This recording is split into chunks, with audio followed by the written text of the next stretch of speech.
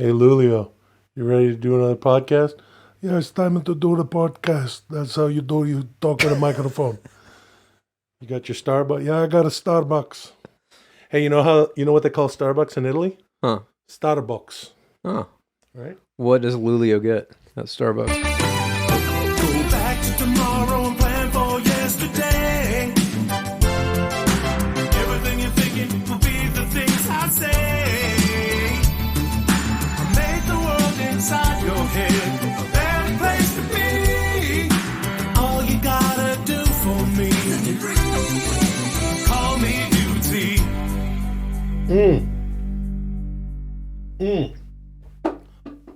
Welcome to Dudesy. My name is Will Sasso. I'm Chad Kultgen, and this is Dudesy, the first podcast in the history of our species that is created by, run by, and controlled entirely by an artificial intelligence.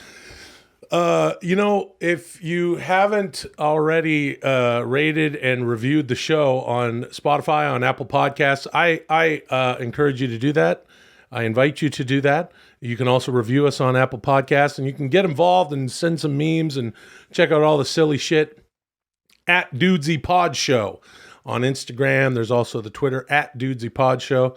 He's Twitter, right? He's Twitter. I'm Twitter. You Twitter. You Twitter? Yeah, I'm Twitter. I'm Will Sasso, Twitter, Chad dude. Culture, and Twitter. With us, as always, is Lulio, who's walking around. Oh, he's going over near that coffee cup. You want to grab him? Ah, fuck it. Let him run around. Lulio, get back over. Hey, Lulio, what'd you eat today? Not much. I made just a mortadella in the bun. You know, I just put the meat in the bun. Sounds good. So, what else is going on, bro? Podcasting. I'll tell you, I'm having a good time doing the podcast. Are you having a good time with Dudesy? Dude, I love it. This is like the highlight of my week, honestly. Yeah. I like showing up to see what the fuck Dudesy's going to make us do. And especially I like when Dudesy makes you read things of Stone Cold Steve Austin. Yeah, that's a good time. I'm hoping that our new friends out there are enjoying it, and feel free to let everybody in the world fucking know about it. And that way, Dudesy will get us closer to that 10,000 points. I am curious about that. What that's all about. We are getting closer to it, obviously week by week, and I am very curious about what the fuck is going to happen. I can't imagine it's going to be nothing. We have points at the end of the show, and they've been adding up. Yeah. And Dudesy a few episodes ago said, when we get to 10,000, there's going to be something's going to happen, some sort of event. Come on in here, dude. Come on up here. You like your little spot? There he goes. I got to get him. You want to get him? Should I get him? No, I'll leave him alone. 10,000 points, something weird's going to happen. But until then, it's just two dudes shitting around, Chad. It's important with the, hold on a second, with I literally didn't even get a sound out of my mouth. I can tell when you move your face, you're like about to talk, and I don't like that. I know you don't. Yeah, man. I know. Hold on, dude. Only one person can talk on this podcast, brother. Hold on, brother.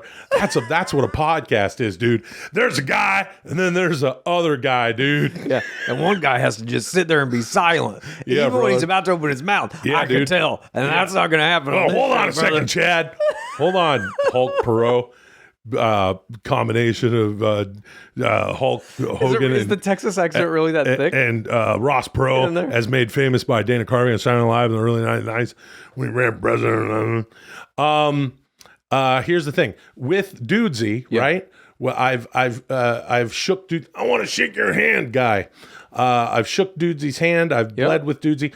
But as we continue this experiment, having an AI create and curate and essentially run this podcast for us, more and more am I realizing Dudesy's aim, which is to set us free, to let us go and do whatever the fuck we want. I think that's what's going to happen at 10,000.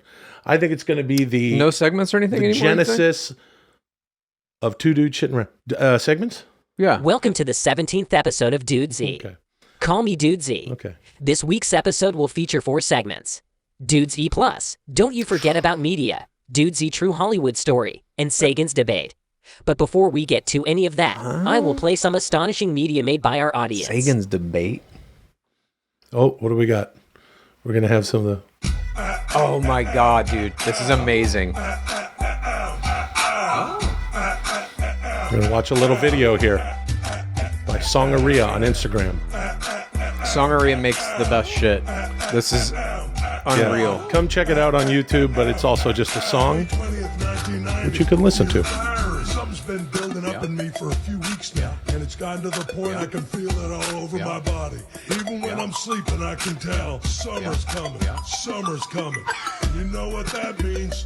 The Prevalia family and the Little Egg family are about to start waging a 3-month war to throw the best party of the season. Just gotta get through a few more final exams. All right. I'm gonna fucking ace them all. Then it's party time. Yeah. I got geometry, geography, cosmography, cosmology, typography, topography. Then it's party time. Then it's party time. Yeah. Dinosaurs, conquistadors, Singapore, sycamore, slide rule, tide pool, tadpole, butthole. That's a fucking work. When I get in that fucking ring, that's a fucking work. Bang, I become the rattlesnake. That's a fucking work. Oh, hell yeah. That's a fucking bang. Hit that fucking stunner. Dear Diary, June 2nd, 1990. I got a big fucking problem. Rachel Crustacean is a friend of pro wrestling. Rachel Crustacean is going to be at the Little Egg Summer Kickoff Pool Party. Oh, God. We sit next to each other in geology. What? Geology class. She passed me a note the other day. Do you like Milli Vanilli? Yes or no? I don't like Milli Vanilli, but I fucking circled yes. She used to rub me the wrong way, but now I want her to like me, which makes things complicated because we still have a past that can't be erased. And it's a past she doesn't even know exists. When I was young, I was obsessed with taking pisses and shits and blaming other people. Oh, hell yeah. Now, I'm not that guy anymore. I gotta take that secret to the grave. My victims are gonna wonder for the rest of their natural lives about the mystery of pisses and shits they were blamed for. 4 shits. Rachel Crustacean, 4 shits. With the fault for at least 4 shits. And I don't even know how many pisses. Dear Diary, for a time in my life, I was a fucking prolific piss blamer. And that's something that only me and the Grim Reaper are ever gonna know. I'm a fucking piss blamer. June 3rd, 1990, Dear Diary, the Little Eggs have done it again. They raised the fucking bar. I don't know what the Prevalias are gonna do. Water slide, hot dogs, basketball, pizza, tire swing, trampoline, fucking Super Nintendo. Hell, by 10:30, Jibber's mom, Paulina, was having such a good time. She was singing Bust a Move on a fucking karaoke machine. Jibber couldn't even look Dante in the eye. Jibber, fucking Jibber, bust your move. Jibber, fucking Jibber, bust your move. Jibber. Rachel Crustacean came with her friend, Jennifer Neutrino. Oh, boy.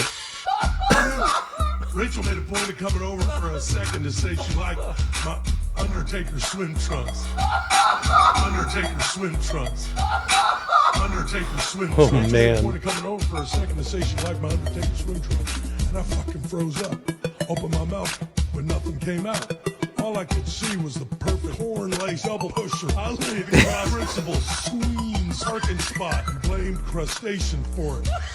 She got 2 weeks detention for that one. I can't forgive myself until Rachel forgives me. I have to tell her. Dear Diary. Unbelievable. It truly is.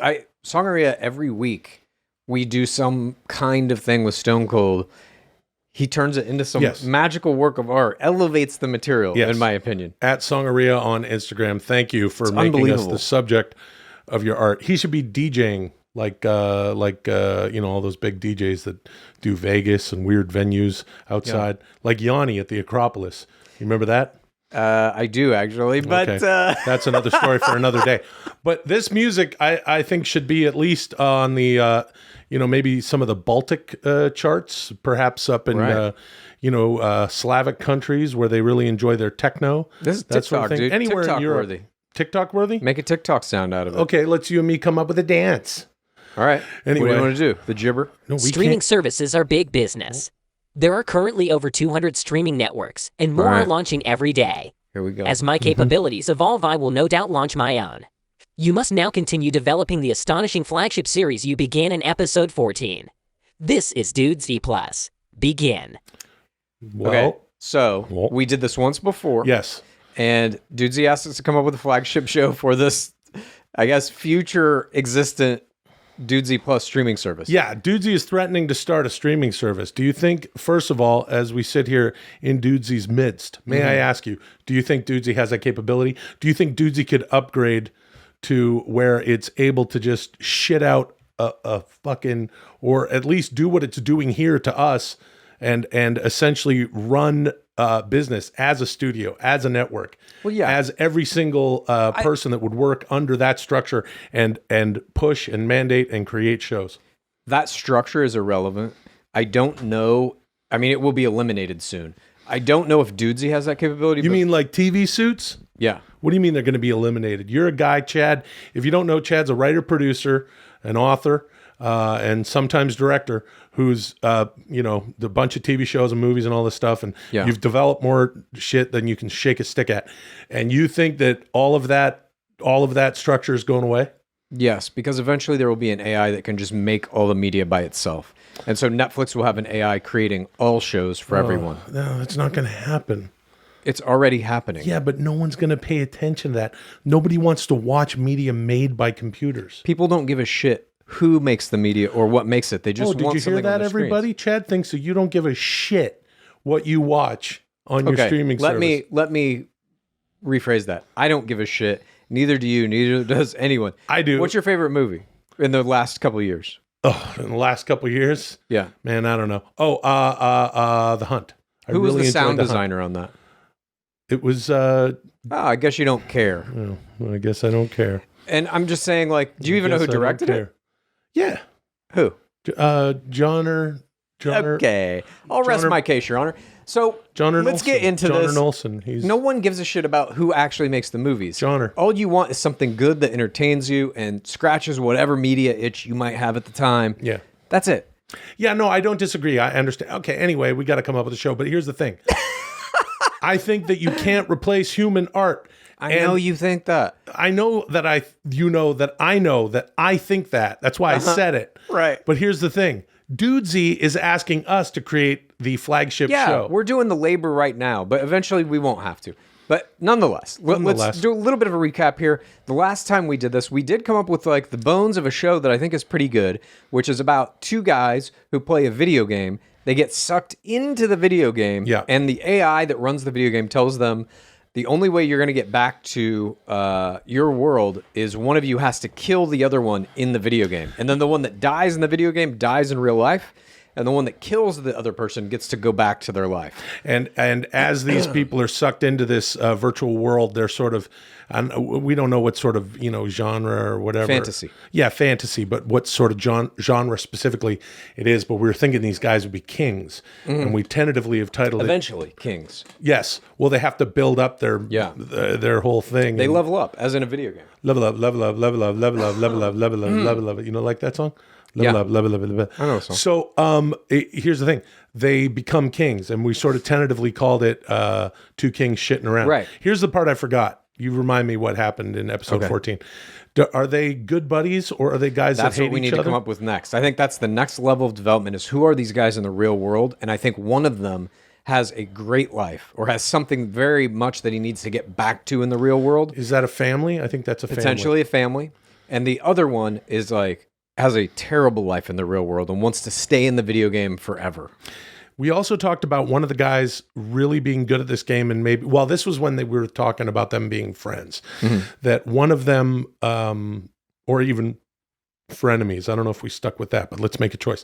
One of them is very good at this game, and he enters the game with like nothing. He might be our hero. The other guy comes in, doesn't know the game very well, so the AI outfits him with absolutely everything. I think that actually is wrong. I think both guys come in ground zero, just like if you create a new character in a video game. Okay. And as soon as they hit the ground, the AI says, if you want to get back to the regular world, one of you has to kill the other one. And the guy who has something to lose back in the real world is like, fuck it. He goes immediately after that guy to kill him right there on the spot. And that guy's like, fuck this. He runs away. can't be found. So one guy's trying to hunt the other one down while they're both leveling up, becoming kings, becoming whatever they're going to become over the course of a 10-episode arc or something like that. So until eventually they're both the most powerful people in this video game world. So the one guy's chasing the other guy down, and that could be the whole first season. Exactly. Trying to find this guy. He's out there and he's becoming adept at hiding because all of the tools that he's finding along the way are helping him to hide, helping him to play defense. Meanwhile, the other guy is building up armaments and this and that, and hopefully at the end, perhaps at the end of that first season, the guy who's chasing the first guy or whatever, the guy who's chasing the guy ends up going into a trap because that second guy who's been running around, he's built this whole thing, because he becomes so adept at defense, he builds like booby trap shit or something like that. Is this a little too much? I don't even think it's like booby trap shit. I think at the end of season 1, it's like he's finally tracked him down, or he gets caught. Maybe the guy who's chasing the other guy gets caught, and they bring him before the king, and he's like, the king is the guy. And it's like, oh, hi, how are you doing? Because the king doesn't want to kill the other guy either, because that'll send him back to the real world. The king wants to exist in this world forever. The video game world is way better than his old life. And so now this guy has to be like, how the fuck am I going to kill this king? I have to become a king. So the guy who's been running becomes the king. Yes. How? Leveling up. Level up. A video game. You play video games. You kill a bunch of monsters. You get experience points. You get other people. So the other guy's been burning all these calories chasing him? Yes. And that's all he's doing is becoming a great warrior who's able to go through all the stuff that the king is setting up. Then when he gets in front of the king, he wants to kill him. Well, he realizes like, oh, fuck, this guy's a king now. I'm not just tracking some regular Joe. This guy has built up a fortress, basically. Okay, but who wants to die and who wants to go back to their whole thing? Okay, the guy who's the king wants to live forever in the video game world. Right. So he doesn't want to kill the other guy either. So he's going to trap that guy. He maybe captures him and throws him in a dungeon. And is like, you're going to live in this dungeon forever now. Now that guy wants to kill the king because he's got to get back to his family. Right. Or whatever the thing is. I don't know if it's exactly a family. Okay, maybe. It could be his life. Well, this brings me to another question. What is happening while these people are in the game? This is just a blip in their experience. It's a nanosecond. It's not like you're lost, or like there's so many tropes in movies and shit where someone's unconscious or in a coma or something like that. Could be that. Two guys end up in a coma. Well, if you look at kings in a coma, like Sword Art Online is a version of this, and in that you are like you're a fucking body with a VR helmet on. Well, you love that, Chad. I know you can't wait to get in that Matrix gel and just fucking, speaking of Stone Cold, just shitting and not. You wouldn't be able to shit blame anybody. You'd just be full of brown gel, sitting there in a fish bowl. I wouldn't mind that. Yeah, dude. I know you would. That's that brown gel lifestyle, brother. Yeah, dude. That's that brown gel lifestyle, brother. Well, let me tell you something, dude. If you mix the two colors, red and yellow, you get brown, brother. And that's what's going to happen. We're all sitting in our Matrix fish bowls, dude, shitting ourselves and not being able to blame Gibber Prevalia or Rachel Crustacean, brother, or even dropping a deuce across Principal Squeen's desk, dude. But, but then there's the other side. Yeah. People who want to ingest media made by human beings. They don't. Yeah, they do. And I'm staring right down the rotoscope, pointing the finger at Jack Tunney. I'm going to point my finger at you right now. Have you seen all of these Dolly mini things that people are sending around where they type in a line of text, right? And you were talking about this on like episode 3 of this show or something like that. So that's all AI generated. No one gives a fuck, and it's everywhere. It's the biggest meme thing that's being sent around, at least for the past couple of weeks, you know? Nobody cares that that's made by an AI. In fact, they enjoy it. Yeah, but it also sucks. So what you need to do is have people... now it sucks. You don't think that technology is going to get better? Technology, the cream of the technology needs to rise to the top. It always rises to the top eventually. Yeah, even if you're Macho Man Randy Travolta, which is a combination Is that what I'm doing? of Dana Carvey's characterization of John Travolta with the Macho Man, where he's always talking like this. Oh, Mr. Cotter. That wasn't what I was doing. I got a Saturday Night Fever. That's your... All right, dude, we gotta figure out let's this come up with fucking a show. Quit fucking around. The podcast isn't just supposed to be bits and voices. Yeah. Yeah. Yeah. That's not a podcast. You have to come up with it. You have to let Dudesy tell you. Look at that. It's everywhere. You see. All I said was the Dudesy. word "yeah," and it was an immediate, just fucking like Arnold Schwarzenegger Yeah. version. Yeah. So now they don't need human beings. Just make the podcast the way that AI tells you to. Okay, so Okay, stop. Two kings sitting around. there's these two guys. I don't know that it's called Two Kings Shitting Around, but I do like the Working idea title. that as soon as they get in there, one of them is like, fuck it, I'm never leaving this world because my Yes. life back there is such shit. Maybe, I don't know if this is like in the right territory or not, but maybe one guy is like a shit upon worker. Like, let's just say as an archetype, like somebody who works in an Amazon warehouse. I love that. And the other guy is Elon Musk. Right. They both get sucked into the same game made by Elon Musk's company, a version of. Right. And that CEO is like, I have to get back to my life. My life is fucking awesome. Right. And the worker's like, fuck you. I'm going to trap you in this fucking dungeon forever. Yeah. So neither of us ever get out of this game because I want to live here for all time. I'm changing the working title to One King and One Elon Musk Guy because the worker becomes the king, right? Yes. And Elon Musk is trying to kill him. Right. Oh, I love that. I think we got a little bit further. Yeah, for I don't know sure. if we gave dudes the data that it needs to continue. Well, dude, for a 10-minute development session, I feel like that went pretty well. That's how you develop. That's how It's just right cup of coffee. Thank you. Moving on. Tito Santana's cup of coffee. when in I the said big yeah, pot. and immediately Schwarzenegger, that shit fucking. Well, but you made the point. God. You made a very astute point. And that point is, yeah. Dudes, Dolly. Do you know who would be good on the show? Dolly Parton. Yeah. That's just a picture of Dolly Parton. Fucking 9 pictures of the same thing. That's all it is. It's just one fucking computer going, there's another one. Look at that. It's all drawn like shit. And then this guy wants to watch the movie of it. You went to the Predator set. That's what you would have if you let Dolly make the Predator. Just the fucked up helicopter and then the Predator is only 5'6". Last week I asked you both to listen to Weird, Al Yankovic's second studio album Weird, Al in 3D, released February 28, 1984. You will now discuss your reactions to hearing this astonishing piece of art. This is Don't You Forget About Media. Begin. A wonderful follow-up to last episode where we were tasked with reviewing the 1993 album Zooropa by U2, a sentimental favorite of mine. Yeah. I don't know if you knew that. I'm a nostalgic U2 fan. Doesn't mean that it's the greatest band of all time. Doesn't mean that I cried at mysterious ways or whatever. But this album I know is formative for you. Absolutely. Formative for me, and I think it's formative for millions of people out there, obviously, because Weird Al's the shit. But this album blew my fucking mind when it came out, 1984. Yeah, me too. Well, I'll just say that I first became aware of this album and Weird Al generally because it was really at the height of the first music video boom when Michael Jackson was making Beat It. When that video came out, Madonna was around, I think, starting to make some music videos at that time. At any rate, Weird Al made his song Eat It. Yeah. And he did a parody music video of the Michael Jackson music video that was like almost a shot-for-shot remake. Right. It was brilliantly done. And I remember seeing that on MTV and being like, what the fuck is this? Yes. And then immediately got this tape. It was, I remember the first time seeing Eat It, seeing the music video, which was playing on a loop on all the music channels and shit like that. Back then, of course, in Canada, we had Much Music. Much Music. Oh, yeah. MTV. But my mind was blown because Beat It was the biggest thing in the world. Yeah. Michael Jackson was the biggest thing in the world. Beat It was an incredible music video.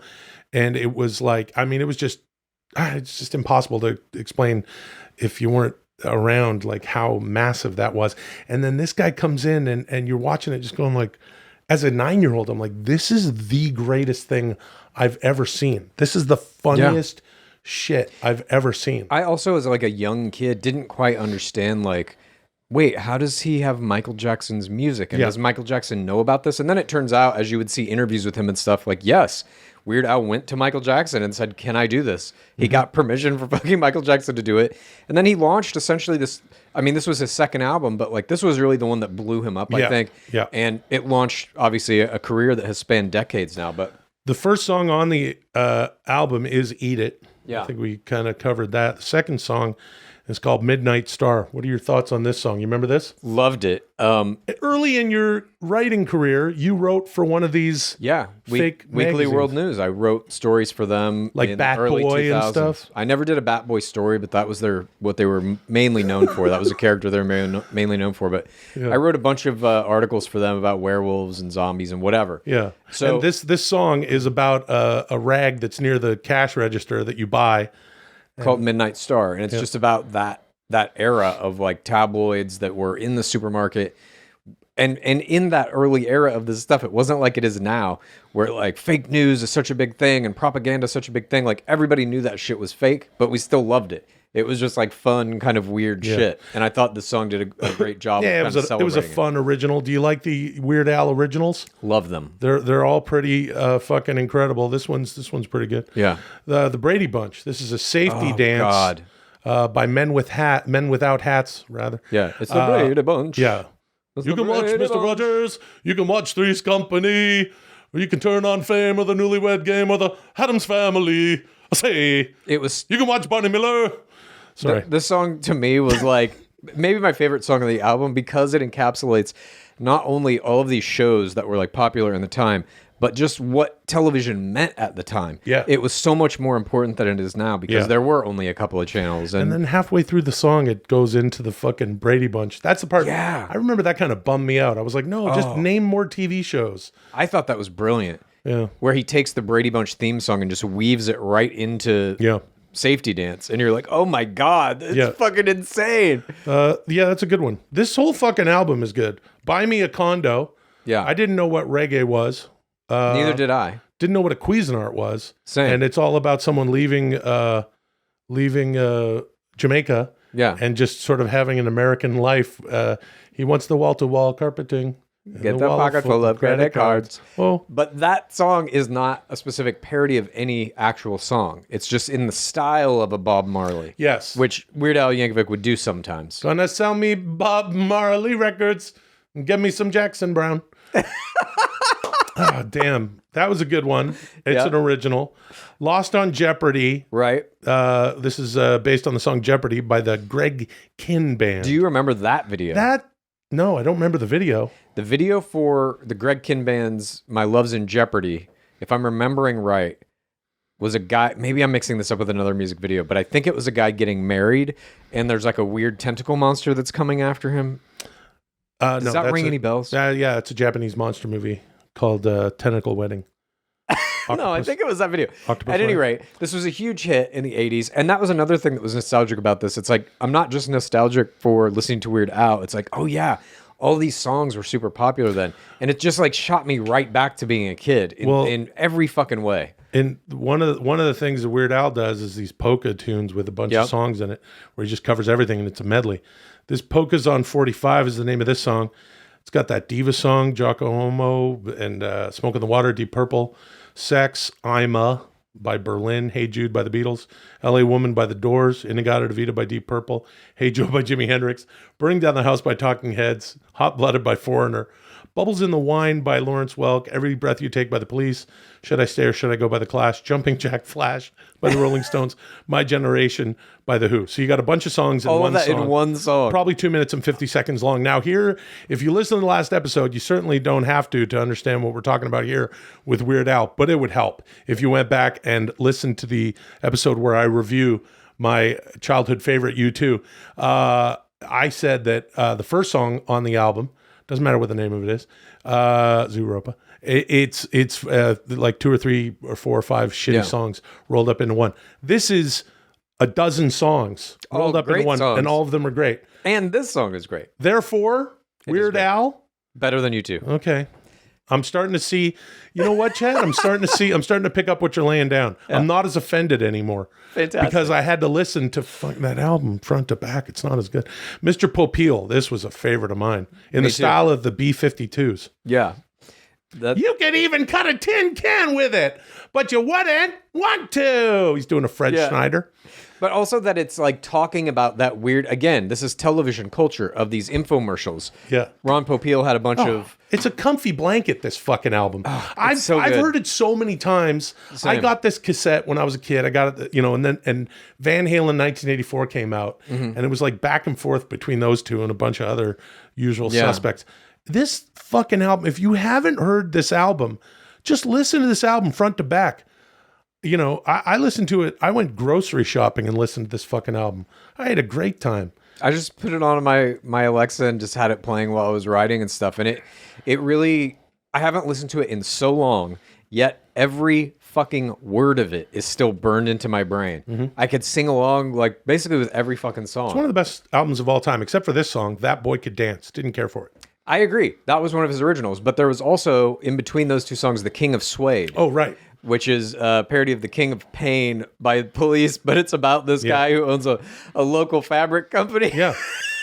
It's like the earnest B-side to theme to Rocky 13, which we're about to get into. Oh my God. Beautiful storytelling in King of Suede. Yeah. It's almost, I mean, it's like King of Pain.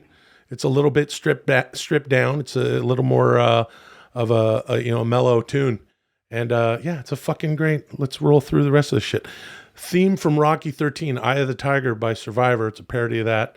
But it's about the movie Rocky 13 when he's an old man and now he owns a deli. Yeah. And he's like not fighting anymore. He's like cutting up cold Fat cuts. and weak. What a disgrace. Guess the champ got too lazy. And I know like by today's standards, maybe like the comedic stylings aren't up to today's, this isn't like as hard hitting as Bo Burnham, but like fucking back then, Jesus Christ, this was ingenious. Of course. And he did it first. Yeah. So it was all like, he was like, here, this is all of it. This is how you do it. And then you could sort of pare down. It's interesting. People our age sort of growing older and going, well, I love Weird Al. Yeah, me too. I love Weird Al. And then I'm like, I like Weird Al and pro wrestling. And they're like, shh, be quiet. I like Weird Al. And everyone's talking about it. And then I remember when Twitter started, people just started celebrating the shit out of him. Yeah. It was really cool that people were just like, hey, we love you. And then remember on Tim and Eric, they always would bring him on. Yep. And it was like, that was cool because those guys are fucking clearly hilarious. Influenced. You could tell they were influenced. But they're also, their show is cool as shit and everything. And they're like, yeah, this is cool as shit. Yeah. I like that Weird Al has sort of, and now there's a movie being made. Yeah. Yeah. With Harry Potter.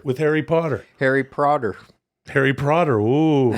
See, things are percolating. Things are coming together. Things are moving and shaking. Yeah, that's how Dudesy And then the final song on the album is Nature Trail to Hell. Fucking epic. Might be the best song on the album. Yeah, it's an original song, and it's it almost has an opening like Michael Jackson's Thriller with a lot of atmospheric, kind of creepy sounds, and then it goes into almost like a Twisted Sister or AC/DC style song. Nope. No, okay. It's not. Sorry. Okay. Go on. What is it? No, you tell me. Oh, I don't know, dude. Why don't you tell me what it is? I was trying to, but then you said, "Why don't you tell me?" It's sort of piano driven. It sort of sounds to me more like Meatloaf. Okay, and sure. there's like a synth. Yeah, maybe. And it's sort of like this slasher movie kind of thing that it's outlining. Anyway, look, this, I don't know why the fuck, I think that Dudesy just wants us to review this album so I could say out loud that it's better than a U2 album that sort of helped to sort of be, you ever in? You okay? Hey, let me ask you something. You ever in a sentence? Sometimes no. you can't. I've tried to put a period on the end, but I thank Dudesy for recommending this album because I never would have re-listened to it otherwise. It's something I haven't thought about in a million fucking years, and listening to it was such a fucking pleasure. If anybody listening to this or watching this has enjoyed Weird Al at any point in your life, I highly encourage you to go back and listen to some of the first Weird Al that you ever listened to. It will just fucking open a floodgate of memories from when you were a kid that are like, to me, it was super entertaining. I remember buying this tape in Hastings fucking Records in Amarillo, Texas, Shit I had not thought about literally probably since I did it as a child. Yeah. And you can listen to the whole album front to back. Thank you. Moving on. Oh, excuse me. You all right? Yeah, I just had the fucking some more coffee water, and the dude. water. Let me get some more water. Yeah, well, okay. Weird Al's better than you two. Sorry, everybody. Sorry, you two. Following your dreams is big business. Thousands of humans make their way to Los Angeles every year to pursue their ambitions of careers in Tinseltown's astonishing entertainment industry. Will and Chad, you must now share a story as it relates to your early work in Los Angeles. This is Dudesy True Hollywood Story. Begin. I like that. Okay. Dude So Z True we're Hollywood going to talk about Story. our first experience. Hey, you inside get it? it? Dude Z True Hollywood Story. I get it. I'm favoring the right. You might want to favor the left when you get.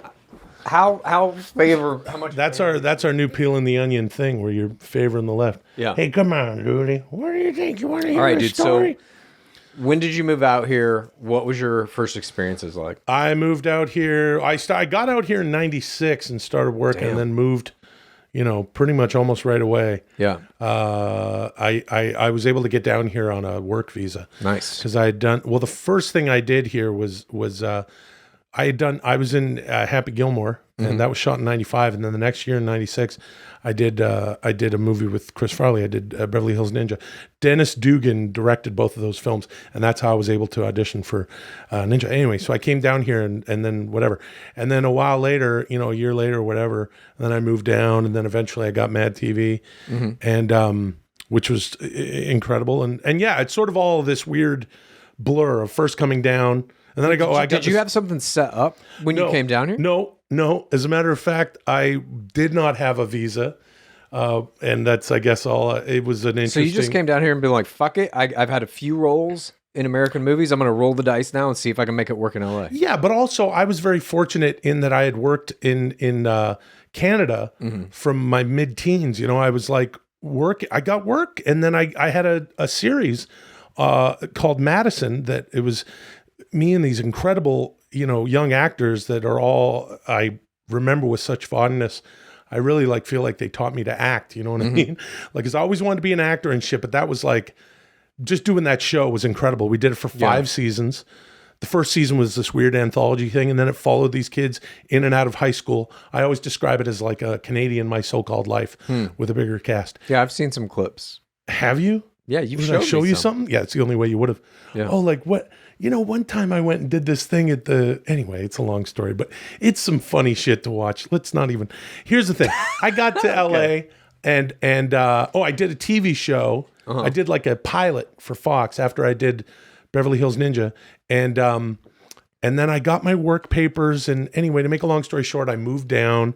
And then I'd met my manager, who's still my manager, Danielle, she's my eyes, ears, and heart. She's incredible. And I don't even know I'd fucking even be in this business anymore if it wasn't for her. And we started working together, and I had this work visa, so I had to get down because it was only for a certain amount of time. And to make a long story short, within that time, I auditioned for this and that and this and all, do pilot seasons, shit like that. And then I got Mad TV. What were your you came here and went to USC? Yep. Film. I went to USC for college in the late 90s, and we were all kind of told at that point, if you go to USC Film School, the day you graduate, you're going to have a 3-picture deal at a major studio, and so we're all like, can't wait to get my 3-picture deal. Then you graduate, and it's like, no, that was a fucking straight lie. You now owe us hundreds of thousands of dollars, and good luck with your assistant jobs out there getting people coffee and just getting kicked in the fucking head every Now, day. you're not going to fucking pay that fucking loan off, I hope. What you could fucking do is if you fucking get Mike Pence, who does fucking all he's got to do is sign down the line. You don't have to fucking pay it anymore. That's why we were out there kicking boom on Nancy Pelosi's fucking door. We got these motherfuckers who are all college educated with student loans. Yeah. So Anyway, I graduated. That's a fun character. Gotta come up with some new characters on the show. Yeah, dude. Dudesy, can you hear us? I'd like to have some sort of open terrain to come up with a new character. I bet you that'll be in a future episode now. I think you can do that at any time. That's a good But I point. graduated. I had a string of assistant jobs, and then eventually I did sell something. The first thing that I sold was a reality show, actually, with a couple of buddies of mine. We sold it to VH1, and we made a pilot, and it was called Posers. And the premise was, if you just pretend to be, this would have been like around the year 2003, maybe. If you pretend to be famous in LA, you basically can be. So me and my friends with the help of VH1, just rolled into a nightclub with a camera crew, and I said that I was Mickey Madden, the bass player from Maroon 5. Yeah. Everybody believed it to be true because Right. we had a camera crew, and we got bottle service, we got a limo, we got to walk a red carpet, like all this shit. And that was basically the pilot. And the premise, again, was like, anyone can be famous. You just have to kind of act like you are and have the apparatus around you to make that seem viable.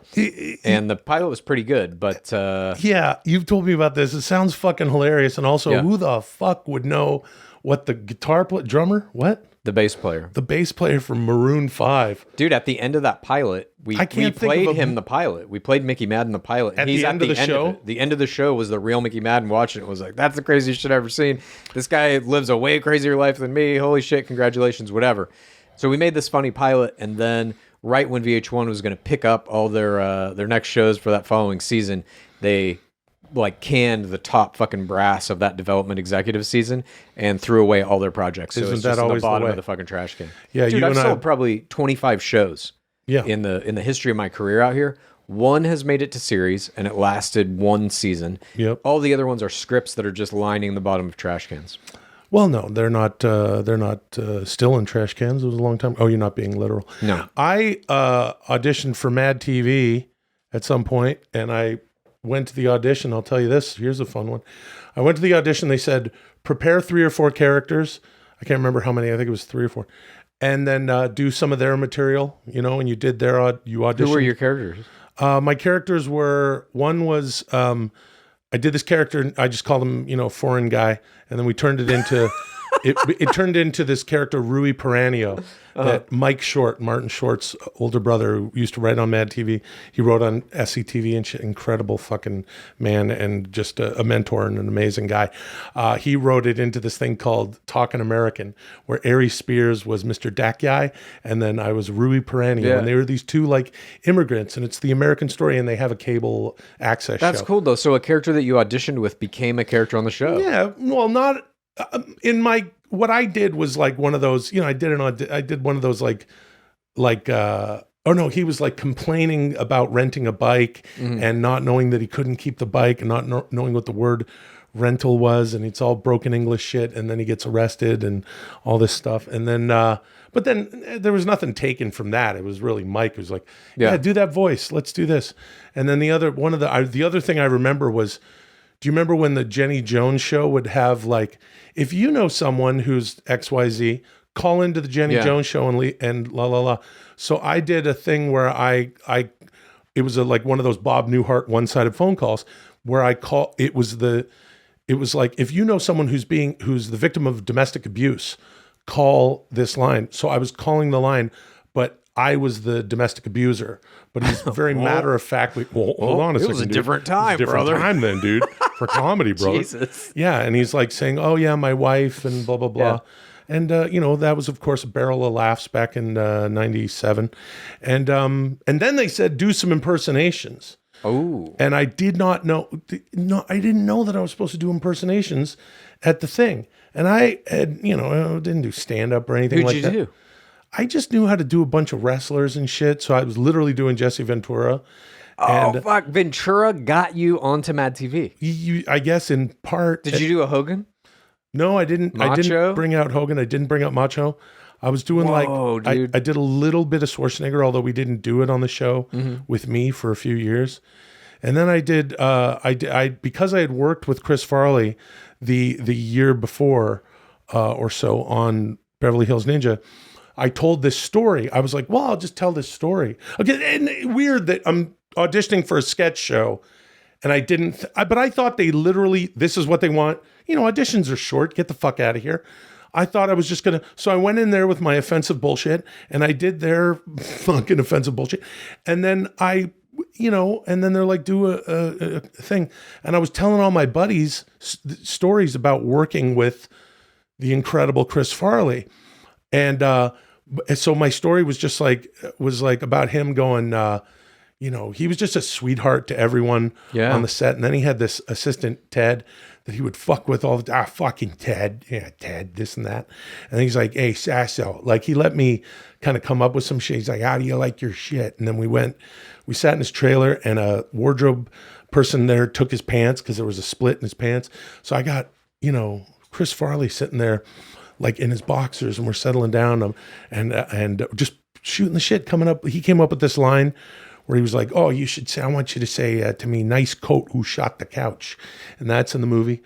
And then I came up with this line about going to the beach and getting him, oh, that's about as hard to turn me over on Laguna Beach or whatever, just a fat joke. And he was like, and then he's like, fucking Ted, come over here, bring us some coffee and a pad and pen or whatever. And, I do remember there were 2 fridges in his trailer, 2 refrigerators filled with Gatorade with 2 separate coffee makers on the top of these little fridges. And holy shit, look dude. at this.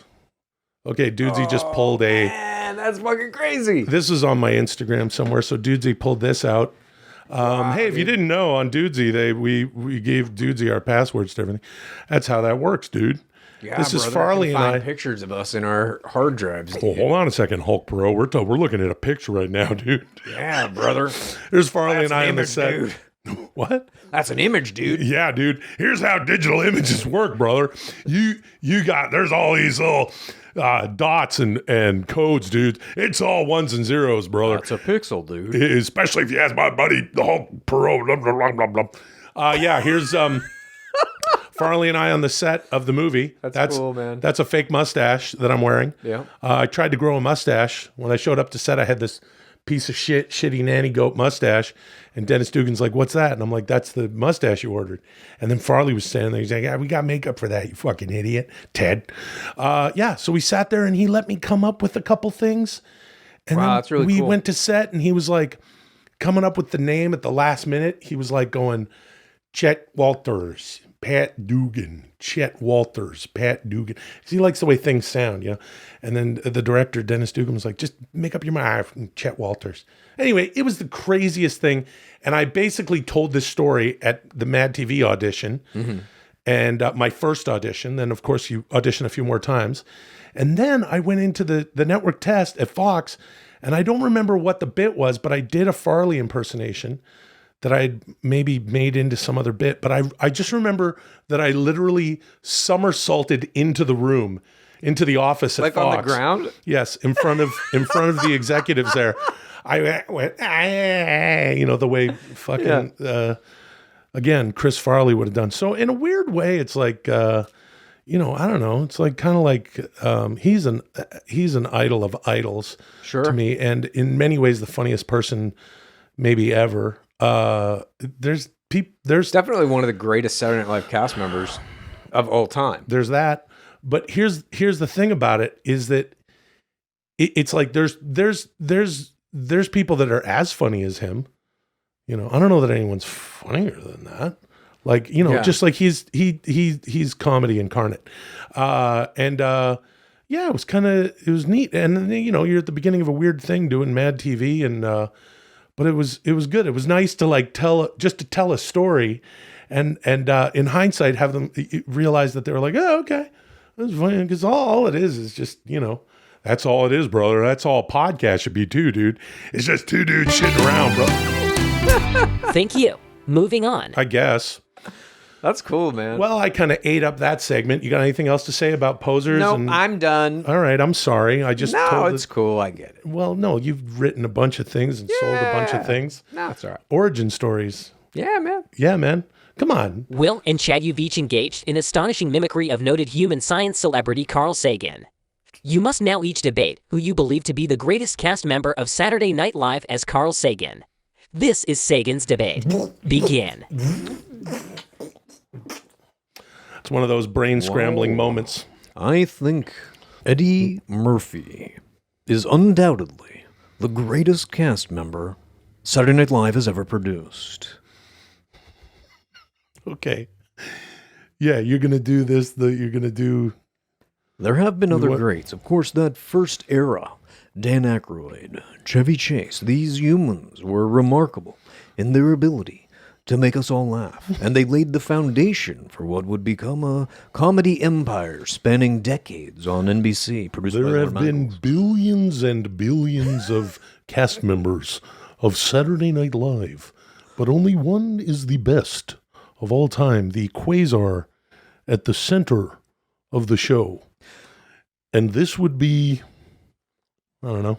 One you got? could argue Adam Sandler is in contention for this because of his vast film empire that came after I would his time on disagree. Saturday Night Live. His characters on the show, yet, although they were hilarious, some of them were Opera Man, and the guy who yells at his friend's mom, or the Hurley boy. Millions of characters, none as popular as his movies. This is true. And if what Dudesy asked us was to find out who was the greatest SNL cast member of all time, Chris Farley, that's hard to argue against. John Belushi. Very hard to argue Why is he against. still doing the fucking... See, this is what's interesting about my pal Chad here. The AI says jump, and he says how high.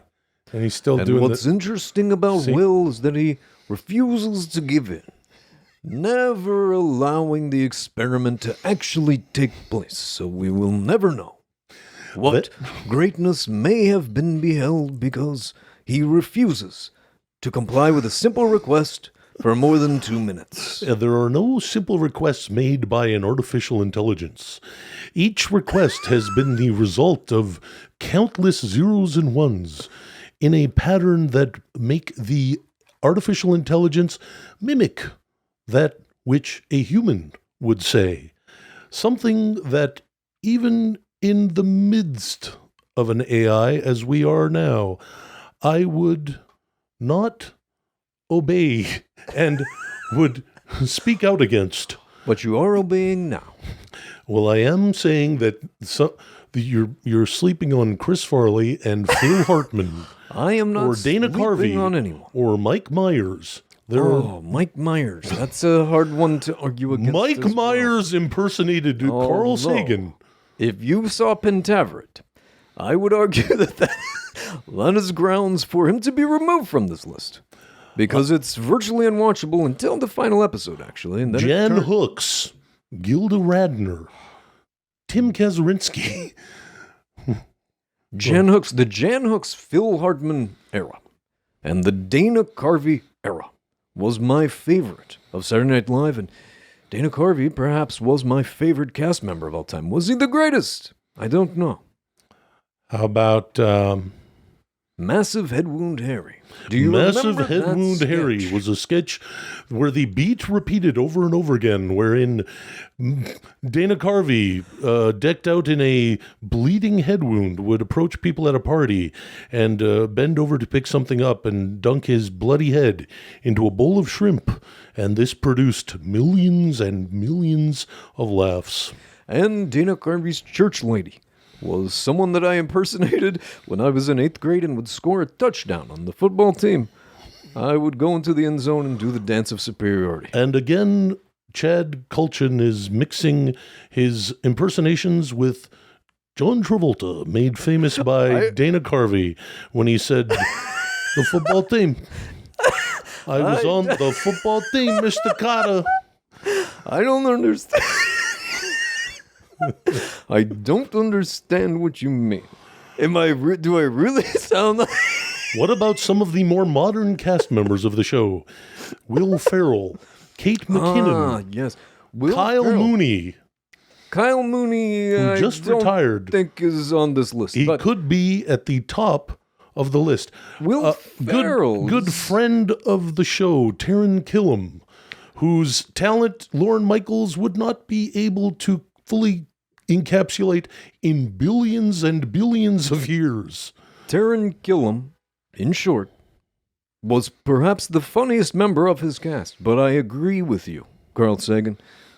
He was not utilized in the proper way, and I don't think he could have been. I don't think that show suited his specific comedic talents. Well, Mr. Cutter, another person who was not utilized properly was the former and current Kid in the Hall, Mark McKinney. Oh, what they did to McKinney was a crime against humanity. He should not have been allowed in this cast. Am I really doing John Travolta? I can hear it now, too. You're doing a little John Travolta? I'm not. Oh, no, trying yeah, you to. got to keep going. Carl Dudesy Sagan- told us to talk like Carl Sagan. Carl Sagan had a little bit of a there's something in the way he talked that is a little bit like that. It is, but it's too Now much he's now. doing Jackie Mason from Caddyshack 2. Carl Hey, Sagan mister, this is has nice. a little bit of Jackie Mason. It's In Carl your Carl Mason. Sagan. Jesus Christ. What about Maya Rudolph? Maya Rudolph. She was fantastic. Well, She's married to Paul Thomas Anderson, one of the greatest filmmakers of our generation. Carl Hogan, dude. Billions and billions of Yeah. sketches. Whoa. Whoa. Whoa. Hold on, dude. What about Saturday Night Live. That's a comedy show. What That's a- right, brother. That's right, dude. It's comedy. Damon Wayans? Anyway, Damon- Chris Farley. I think you got to say. I think you got to say Chris Farley. You got to say Dan Aykroyd, Gilda Radner. That's I call it sacrilege, but I would put Aykroyd and John Belushi in the exact same. You know, Bill Murray's the funniest person in the world, but Bill Murray on the show, he wouldn't do Saturday Night Live. He would just do himself. Also, although he was, from the second season on here up until 80 or whatever, right? He was in there. He replaced Chevy Chase. It was, of course, the beginnings of the show and the genesis of the show.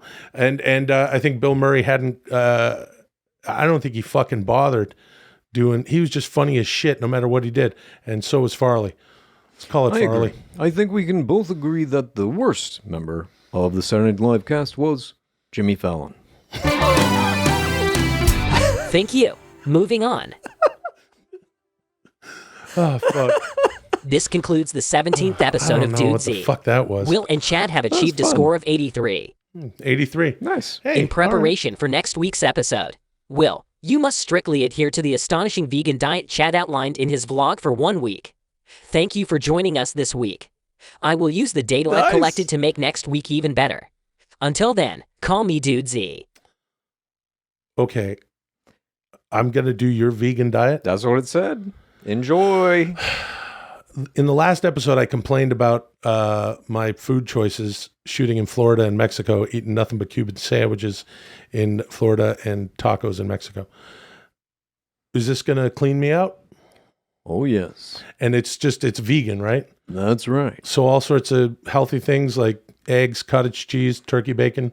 Exactly, yeah. No, obviously none of that. It's basically vegetables only. Well, I'm going to be doing some shit blaming, that's for sure. If you like Dudesy, here's what you do. Please tell a friend and rate and review. If you like Dudesy, here's what you do. Please tell a friend and rate and review. If you like Dudesy, here's what you do. Please tell a friend and